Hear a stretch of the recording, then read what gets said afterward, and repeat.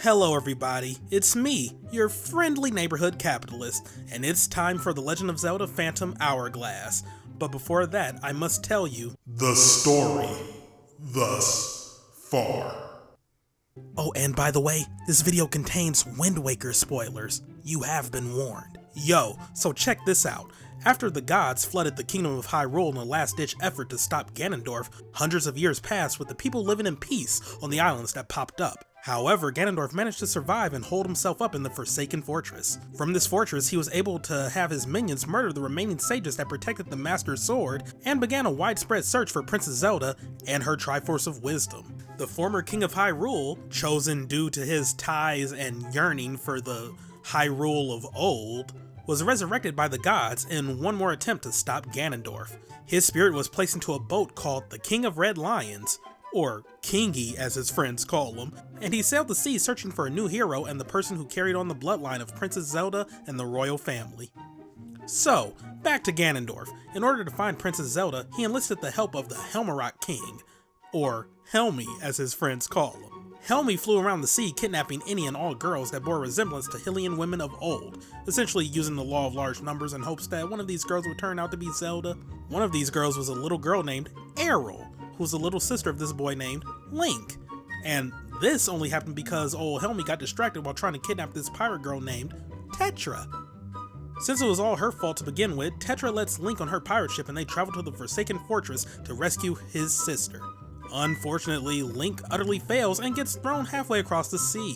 Kingy soon discovers Link and decides to take a chance to see if he can really be the hero, dude. Kingy gives Link the Wind Waker, game title name drop, which had been passed down by the royal family as a means to conduct songs and prayers to the gods. Using the power of the Wind Waker, the duo traveled across the seas to gather goddess pearls that were held by various guardians of the land. One held by Valoo, the dragon on Dragon Roost Isle, who may or may not be a descendant of Volvagia. One held by the Deku Tree in Forest Haven, who may or may not be a descendant of the Deku Tree. And one held by Jaboon in Great Fish Isle, who may or may not be a descendant of Lord Jabu Jabu. Also during all this, Link meets Medley in Dragon Roost and Makar in Forest Haven. Keep those two in mind. They become important later on. Anyway, with the goddess pearls in tow, Link is able to raise the Tower of the Gods and completes the trials there to prove his courage. After proving his mettle, Link opens a portal that takes him and Kingy underwater, where the Kingdom of Hyrule lies. Down there, Link obtains the Master Sword. Now armed with more courage and a bad sword, like Michael Jackson bad, not Zelda CDI bad, Link returned to the Forsaken Fortress. Upon getting there, he slay Helmy, and challenged Ganondorf to battle. Unfortunately, the Master Sword kinda had no power, since, Ganondorf kinda murdered the sages that watched over it and prayed to give it power, and Link gets dunked on. Luckily, before Ganondorf executes Link, Tetra comes to the rescue! Sort of. After this failed attempt, Ganondorf realizes that Tetra is Zelda. Dun dun dun! Before he can act on this newfound knowledge, Valoo and two somewhat vital but not really important characters, Prince Kamali and a mailman, come to the rescue of Link and Tetra and torch Ganondorf's hideout. In hiding, Kingy reveals who he really is and comes clean about everything that's going on and urges Tetra, technically Zelda, maybe Zetra? Yeah, let's go with that. And urges Zetra to remain in the sunken kingdom of Hyrule where Ganondorf won't be able to find her. Afterwards, Link and Kingy go off to restore power to the Master Sword and recover the Triforce of Courage. In order to restore the power to the sword, Link had to find the descendants of the murdered sages and take them to their rightful temples where they will be able to conduct the prayers and songs, led by the Wind Waker, hope you hadn't forgot about that are necessary to strengthen the sword. Link ends up bringing Medley to her rightful spot in the Earth Temple, because this bird girl is the descendant of Azora, fish person thing. And both of them have something to do with Earth. Yeah. and defeats Ganondorf's minion, Jowhala, to bring a little power back to the Master Sword. Afterwards, Link ends up bringing Makar to his rightful spot in the Wind Temple, because this woodland spirit is a descendant of a Kokiri, who is also a woodland spirit. Okay, well, I guess that's fine. But I still don't see what any of this has to do with wind, and defeats Ganondorf's other minion, Mulgara, to fully restore the Master Sword. Link also enlists the help of middle-aged fairy cosplayer Tingle, or Creepy as his friends call him, to find the shards of the broken Triforce of Courage.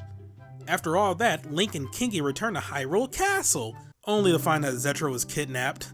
Boy, who didn't see that one coming, am I right? Ganondorf was able to sneak in and he took Zelda to his tower that also rested on the seafloor. After dealing with some trials, battling a phantom, and fighting a marionette puppet, Link corners Ganondorf at the top of the tower and gets beat like he owed Ganon some money.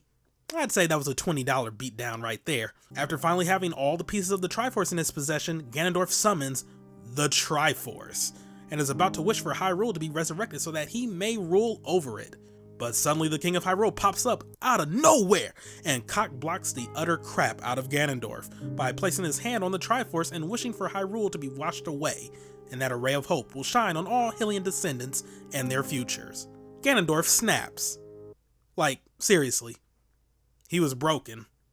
Laughing for like 3 straight minutes, yo.